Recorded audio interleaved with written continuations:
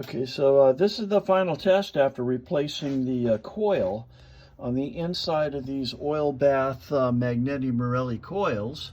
Both of these come off the same car, a 63 Ferrari 250 Lusso, and they are very unique in their bottom here, so they have to be, I think we can get that black off of there.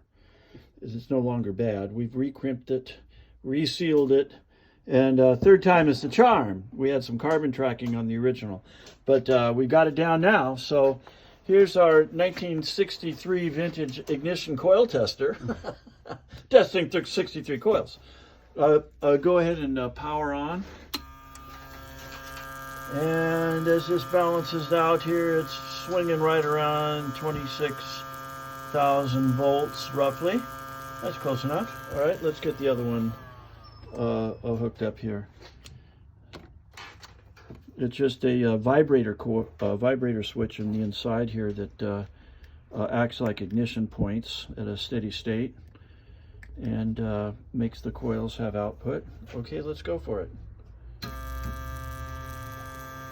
And it's swinging very, very close, maybe 100 more volts if that. But yeah, both of them as close as we can get them. We actually tried several different coils, and it ended up this Napa Auto Parts coil was the right thing to put on the inside. I'm going to leave the painting to you. I'll try to clean off the bad on the bad coil. Other than that, we're in operation here. Thank you very much.